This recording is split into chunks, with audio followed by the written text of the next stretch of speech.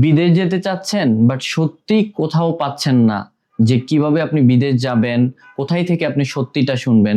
So আমি আজকে আপনাদেরকে বিদেশ যাওয়ার ব্যাপারে সত্যি কিভাবে কি করতে হবে সবকিছু আপনাদেরকে আজকে এই ভিডিওতে বলবো। এই ভিডিওটি পুরো দেখবেন এবং শেয়ার করে দিবেন। আপনি আপনার একটি শেয়ারে আরো অনেক মানুষ সচেতন হতে পারবে এবং তারা ভালোভাবে বিদেশ যেতে পারবে বা তাদের কেরিয়ারটা গড়তে পারবে। আসসালামু আলাইকুম, আমি সাগর মেহেদি। আমাদের অফিসে অনেক লোক আসে, বিভিন্ন ধরনের কোশ্চেন করে। এই কোশ্চেনগুলো হচ্ছে, বেশিরভাগ যে কোশ্চেনটা করে সেটা হচ্ছে, ভাই আমরা বিভিন্ন অফিসে বা বিভিন্ন জনের মাধ্যমে আমরা এই দেশে যাওয়ার জন্য বা এই ভিসার জন্য আমরা বিভিন্ন ধরনের লেনদেন করেছি, বা এই ভিসা বলে ওই ভিসা দিয়েছে, বা বিদেশও গিয়েছে, ওইখানে যাওয়ার পরে যেটা বলেছিল ওইটা পায়নি, যে দেখছে যে স্যালারি যত বলছে এত পায়নি। সো এই যে কারণগুলো হয়, কারণ হচ্ছে আপনারা এটার বিষয়ে জানেন না যে কোন জিনিসগুলো দেখলে আপনি বাংলাদেশেও টাকা পয়সা নিয়ে প্রতারিত হবেন না, এবং যেই কাজে যাচ্ছেন ওই কাজটাও পাবেন, যেই স্যালারি বলছে ওই স্যালারিও পাবেন। সো এইটার সঠিক যেই প্রসেসটা সেটাই আমি আজকে আপনাদের সাথে বলতে চাচ্ছি। সেটা হচ্ছে, ধরেন আপনি প্রথমে আপনাকে যেটা করতে হবে যে আপনি কোন ক্যাটাগরির জন্য আপনি যোগ্য।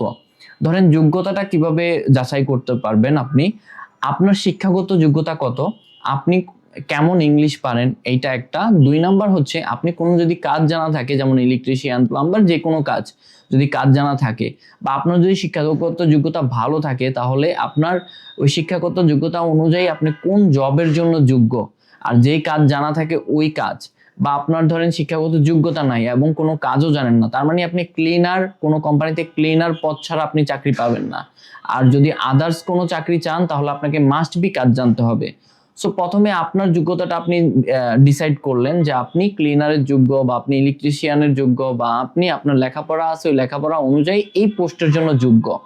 সো ওই পোস্টটা যখন আপনি জেনে যাবেন, দেন আপনি কি করবেন, যে ফেসবুকে দেখবেন অনেক অ্যাড দেয়, বা হচ্ছে অনেক অপরিচিত অফিস, বা যে কোনো পরিচিত অফিস বা পরিচিত কোনো মাধ্যম, এই 3টা জিনিসকে আপনি কিভাবে ডিসাইড করবেন যে ওইটাতেই আমি অ্যাপ্লাই করব। ফেসবুকে ধরেন একটা অ্যাড দেখলেন বা ভিডিও দেখলেন যে আপনার এই ক্যাটাগরিতে বিদেশ নিতে চাচ্ছে, ওই ক্যাটাগরিতে বিদেশ নিতে চাচ্ছে। সো যদি দেখেন এরকম কোনো অ্যাড যে এই ক্যাটাগরিতে, যে ক্যাটাগরিটা আপনি যে ক্যাটাগরিতে যেতে চাচ্ছেন, সো ওই ক্যাটাগরিতে যদি আপনি যেতে চান, তাহলে ওই অফিসটাকে আগে আপনি ভেরিফাইড করতে হবে। কিভাবে ভেরিফাইড করবেন, কিভাবে জানবেন যে ওই অফিসটা বা ওই ভিডিওটা সঠিক, প্রতারণা করবেন আমার সাথে, কিভাবে বুঝবেন? প্রথমত ওই অফিসটা, যে ভিডিওটা দেখছেন, ওই ভিডিওর যে অফিসটা, ওই অফিসটায় আরএল আছে কিনা, আরএল আছে কিনা সেটা দেখবেন। যদি দেখেন যে আরএল আছে, ওই অফিসের নামে আরএল আছে, তাহলে প্রথমেই প্রতারণা করতে পারবে না। ওকে, এটা একটা লক্ষ্য দেখবেন। দ্বিতীয়ত, ওই আরএল এ যে ক্যাটাগরির জন্য সে আপনাকে অ্যাপ্লিকেশন করতে বলছে বা যে নিয়ে যেতে পারবে বলছে, সেই ক্যাটাগরি অনুযায়ী সরকারি অ্যাটাস্টেড ডিমান্ড লেটার আছে কিনা। এখন ডিমান্ড লেটারটা কি? ধরেন যেই দেশে সে লোকটা পাঠাবে, ওই দেশের যে কোম্পানিতে লোকটা পাঠাবে, ওই কোম্পানিতে কি ক্যাটাগরির জন্য লোকগুলোকে নিয়ে যাবে, স্যালারি কত, ডিউটি কত ঘন্টায়, সবকিছু মিলিয়ে একটা সরকারিভাবে একটা পেপার দিতে হয়, যেটা এম্বাসিতে হয় বা মিনিস্টারিতে হয়। ওইটা অ্যাটাস্টেড হয়, গভর্নমেন্ট এটাকে চেক করে যে এটা সঠিক কিনা, এই কোম্পানিটা যে এতগুলো লোক নেবে, ওই কোম্পানিটা স্যালারি এবং ওই কোম্পানিটাতে এতগুলো লোকের জায়গা আছে কিনা, এগুলো ভেরিফাইড করে বা যাচাই করে দেন এটাকে অ্যাটাস্টেড করে তারপর হচ্ছে কোনো না কোনো রিক্রুটিং এজেন্সিকে ওই আরএল এর উপরে তারা ওই ডিমান্ড লেটারটা দেয়। ধরেন ওই আরএল এ ওই ক্যাটাগরি অনুযায়ী আপনার ডিমান্ড লেটারটা আছে বা নাই, যদি না থাকে তাহলে তো ভুল করেও তাদের কাছে অ্যাপ্লিকেশন করতে পারবেন না। যদি অ্যাপ্লিকেশন করেন, তার মানে আপনি 100% আপনি প্রতারণার ফাঁদে পড়ছেন, আপনার টাকা পয়সা যা কিছু হোক সবকিছু নিয়ে ছেড়ে দেবে। ওকে, সো আপনি ওই ডিমান্ড লেটারটা যদি থাকে আর ওই আরএল যদি থাকে, ওই ক্যাটাগরি, যে ক্যাটাগরিটায় আপনি যেতে চাচ্ছেন, এবং ওই স্যালারিটাও যদি আপনার পছন্দ হয়, তাহলে চোখ বন্ধ করে এখানে দিতে পারবেন, তখন আপনার কোনো সমস্যা হবে না। এবার আসেন, যখন আপনার দুইটা সিস্টেমে হচ্ছে তারা অ্যাপ্লিকেশন করতে পারে। ডিমান্ড লেটার যে কোম্পানিটা দিচ্ছে, অনেক কোম্পানি আছে বলে আমরা নিজেরা এসে ইন্টারভিউ দিয়ে আমাদের ক্যাটাগরি অনুযায়ী আমরা লোক নেব। আবার অনেক কোম্পানি ডিমান্ড লেটার সরকারিভাবে দিয়ে দেয়, বাট ওই তারা ইন্টারভিউ নিতে আসতে চায় না, যে আমরা ইন্টারভিউ নেব না, তোমরা তোমাদের মতো লোকগুলোকে যাচাই করে কোন কোন লোকগুলো কোন পোস্টের জন্য নির্বাচিত হয় ওই পোস্ট অনুযায়ী তাকে দিয়ে দাও। ওকে, সো ওই যে রিকোয়ারমেন্ট যেই জিনিসগুলো দিয়ে দেয়, দিয়ে দেওয়ার পরে এখন দুটোটা পদই বৈধ। কেউ যদি ইন্টারভিউ দিয়েও নিয়ে যায় সেটাও বৈধ, কেউ যদি ইন্টারভিউ ছাড়াও নিয়ে যায় সেটাও বৈধ, কারণ আপনাকে অলরেডি ডিমান্ড লেটার সরকারিভাবে অ্যাটাস্টেড করে দিছে, যেখানে স্যালারি, যেখানে ডিউটি, যেখানে কন্ট্রাক্ট কত, মানে ইচ অ্যান্ড এভরিথিং ওইখানে উল্লেখ থাকে, সবকিছু উল্লেখ থাকে। সো ওইখানে আর চিন্তার কোনো বিষয় নাই, আপনি ইন্টারভিউ ডেলিগেট ইন্টারভিউ দিয়ে যান বা নন ডেলিগেট ইন্টারভিউ দিয়ে যান, আপনার কোনো সমস্যা নেই। আপনি ওই কোম্পানিতেই যাবেন আর মাস্ট বি ওই স্যালারি দিতে হবে। যদি ওই স্যালারি না দেয় তাহলে আপনি লেবার কোডে কমপ্লেন করতে পারেন, কমপ্লেন করলে দেখা যাবে ওই দেশের সরকার আপনার ওইটা অ্যাকশন নেবে। বাট আপনি যখন ডিমান্ড লেটার ছাড়া যাবেন তখন কিন্তু ওই কোম্পানি, ধরেন একটা মাধ্যমে আপনি গেছেন, কোন একটা এজেন্সির মাধ্যমে গেছেন, তাদের কোনো ডিমান্ড লেটার অ্যাটাস্টেড ছিল না, কোনো কিছুই ছিল না, আপনাকে বলছে যে আপনাকে এই পোস্টে এত বেতন দেব, আপনি গেলেন, যে দেখলেন ওই পোস্টও দিচ্ছে না, ওই স্যালারিও দিচ্ছে না, আপনি কি করবেন? কারণ আপনার সাথে তো কোনো ডিমান্ড লেটারই ছিল না, আপনার সাথে সরকারি কোনো অ্যাপ্রুভালই ছিল না, তারা অবৈধ পথে আপনাকে নিয়ে গেছে, ভিসা করছে, ভিসা করে আপনাকে নিয়ে গেছে। এখন দেখেন আরেকটা জিনিস আছে, আমরা বাংলাদেশের মানুষ কিন্তু অনেক তাড়াতাড়ি বিদেশ যেতে চাই। বিদেশ কখনো তাড়াতাড়ি হয় না। যদি মনে করেন যে কোনো অফিস বলে যে ভিসা রেডি এবং কি আপনি অনেক অতি দ্রুত আপনি বিদেশ যেতে পারবেন, আপনাকে ভিসা দিয়ে দিচ্ছি 1 মাসের ভিতরে, তার মানে মনে করবেন টোটালি প্রতারণা। হয়তো বা টাকা পয়সা নিয়ে প্রতারণা করবে, আর যদি টাকা পয়সা নিয়ে প্রতারণা নাও করে, আপনাকে যদি ভিসাও দিয়ে দেয়, আপনি যদি চলেও যান, তার মানে ওই দেশে যাওয়ার পরে আপনি প্রতারণা হবেন। কি প্রতারণা হবেন? আপনাকে যে ক্যাটাগরিতে নিচ্ছে বা যে চাকরির জন্য নিচ্ছে ওইটা পাবেন না, যে বেতনের কথা বলছে ওইটা পাবেন না। কেন পাবেন না? কারণ অ্যাটাস্টেড নেই। আর অ্যাটাস্টেড যদি হয়, বৈধ পথে যখন একটা ভিসা হয় তখন এটা টাইম লাগে, এটা 2-3 মাস, 4 মাস, কোনো কোনো ক্ষেত্রে 6 মাসও লাগে, কারণ এটা বৈধভাবে যাবে, বিভিন্ন অফিসে আপনার কাগজগুলো যাবে, সরকারি অফিসে, ওইখানে যে এটা পারমিট হবে, দেন হচ্ছে আপনার ভিসা আসবে, দেন আপনি যাবেন।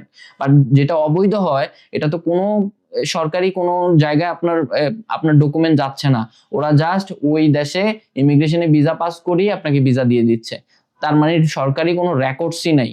বুঝতে পারছেন? তখন দেখা যাবে যে আপনি যাবেন আপনার কথা মতো বা ওদের কথা মতো, আপনি কোনো কিছুই পাবেন না। সো আপনি কি দেখতে হবে, আপনি যদি মনে করেন যে সকল মূলেই, আপনি যদি মনে করেন যে আপনি যে ভালো থাকবেন, তাহলে আপনাকে যে যে জিনিসগুলো দেখতে হবে, প্রথমে দেখতে হবে যেই দিক থেকে আপনি যান না কেন ওই অফিসের আরএল আছে কিনা। দ্বিতীয়ত আপনাকে দেখতে হবে ওই আরএল এ আপনি যেই চাকরির জন্য তারা বলছে বা যেই বেতনের জন্য বলছে বা যে চাকরিটার জন্য বলছে, যে কোম্পানির জন্য বলছে, ওই কোম্পানির ডিমান্ড লেটার অ্যাটাস্টেড আছে কিনা, গভর্নমেন্ট অ্যাটাস্টেড আছে কিনা, মানে সরকারি অ্যাটাস্টেড আছে কিনা। যদি এইটাও থাকে, তারপরে আর কোনো সমস্যা নেই, আপনি যাওয়ার জন্য আপনি চোখ বন্ধ করে যেতে পারেন। এখন অনেকে আবার অনেক ধরনের কোশ্চেন করে যে ভাই, অনেক অফিসে তো আমরা যখন অ্যাপ্লিকেশন করি আমাদেরকে প্রথম দিয়ে কিছু টাকা দিতে বলে ভিসা আসার আগেই। এখন এখানে দেখেন, কিছু অফিস আছে ইউরোপের কাজ করে, যদি ইউরোপের কোনো কাজ করে ওইগুলার ম্যাক্সিমামই ডিমান্ড লেটার নাই, মানে বৈধতা নাই, যেটাকে বৈধ বলে। হ্যাঁ, তার মানে ওরা যেভাবে ইচ্ছে ওইভাবে আপনার থেকে যে যা মন চায় তাই করতেছে। বাট মিডল ইস্টের যে কাজগুলো হয় সেগুলোতে বেশিরভাগ বৈধতা পাওয়া যায়, যেমন অ্যাটাস্টেড থাকে। যদি অ্যাটাস্টেড থাকে তখন আপনাকে মাস্ট বি প্রথম যে একটা পেমেন্ট লাগে 50-30, এক এক কোম্পানির এক এক রকম একটা ক্যাটাগরি থাকে, ভিসা অ্যাপ্লিকেশন ফি, ওই ফিটা আপনাকে জমা দিতে হয়। না জমা দিলে তো আপনি ভিসা অ্যাপ্লাই করতে পারবেন না, কারণ ভিসা অ্যাপ্লাইয়ের একটা ফি লাগে, ওই ফিটাই আপনার থেকে নিচ্ছে যদি বৈধ হয়। বাট অবৈধ পথের এক একজনে এক এক রকম টাকা আপনার কাছে নেবে। এখন অবৈধ পথে তো আপনি জেনে শুনেই দিচ্ছেন, কারণ তাদের ডিমান্ড লেটার নাই। বাট ডিমান্ড লেটার যদি থাকে তখন আপনি ভিসা অ্যাপ্লিকেশনের সময় আপনি কিন্তু টাকা দিলেও আপনার সমস্যা নেই। কেন? তারা বৈধ, আরএল আছে, বৈধ, এবং কি আপনি ওই ডিমান্ড লেটার অনুযায়ী আপনি তাকে টাকা দিচ্ছেন। ওকে, সো এটা তো আপনাকে কোনো প্রতারণা করতে পারবে না। তার মানে আমি আবারও বলছি, প্রথম আপনাকে আরএল দেখতে হবে, তারপর ডিমান্ড লেটার দেখতে হবে।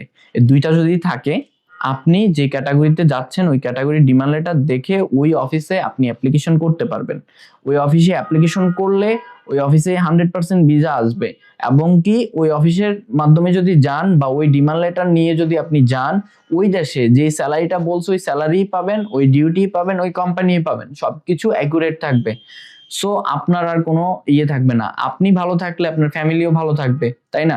এখন অনেকেই অবৈধ পথে চলে যাচ্ছে, শর্টকাটে যেতে চায়, 1 মাসে যাবে, 2 মাসে যাবে, তাড়াতাড়ি করে আমাকে পাঠিয়ে দেন, তাড়াতাড়ি করে আমাকে পাঠিয়ে দেন, আমাকে এই কাজ দিবেন, আমাকে ওই কাজ দিবেন। তখন অন্য অন্য যে অফিসগুলো যারা প্রতারণা করে থাকে বা যারা প্রতারণার রাস্তায় ঘুরে থাকে, তারা দেখা যায় যে বলে আপনাকে 1 মাসে পাঠিয়ে দেবো, আপনি যেই চাকরি বলবেন, এই চাকরিতে বেতন এত, আপনাকে যা বলছে তার তো কিছু যায় আসে না, কারণ আপনি ওইখানে যাওয়ার পরে যদি এগুলো না পান, ক্ষতিটা হবে আপনার, ক্ষতিটা আপনার হবে। সো আমার কথা হচ্ছে, আপনি বাংলাদেশ থেকে যেতে হলে আপনি প্রথমত টাইম নেন, ডিসাইড করেন, বৈধ একটা অফিস দেখেন, বৈধ একটা ডিমান্ড লেটার দেখেন, ওই ডিমান্ড লেটারের উপরে অ্যাপ্লিকেশন করেন, ওইখানে 2 মাস লাগুক 3 মাস লাগুক, বাংলাদেশে সময়টা কাটিয়ে যান, ওই দেশে যেয়ে যাতে আপনি ভালো থাকেন। আপনি ওই দেশে যেয়ে যদি ভালো না থাকেন, তখন 2-3 বছর যে কষ্ট করবেন, 2-3 বছর আপনার ফ্যামিলি যে কষ্ট পাবে, সো এগুলো তো আর ফেরত পাবেন না। দেন আবার দেখা যায় বাংলাদেশে পাঠিয়ে দেয়, তখন বাংলাদেশে পাঠিয়ে দেয় আবার নতুন করে যান। তো এই যে সময়টা যাচ্ছে, ওই সময় না দিয়ে তার চাইতে ভালো না আপনি কয়েক মাস একটু বেশি সময় দিয়ে ভালো একটা জায়গায় যান। আর যে কোনো জিনিস আপনাদের যদি মনে হয় যে আমাদের থেকে জানতে চান যে এই জিনিসটা এইভাবে করলে বেটার হবে নাকি ওইভাবে করলে বেটার হবে, আমি আমাদের কাস্টমার সার্ভিস নাম্বার, আমাদের অফিসের নাম্বার আমি দিয়ে রাখছি নিচে, আপনারা কল দিবেন, কল দিয়ে যে কোনো বিষয়ে আপনারা আমাদের এখান থেকে সহযোগিতা নিতে পারবেন। ভালো থাকবেন, সুস্থ থাকবেন। আসসালামু আলাইকুম।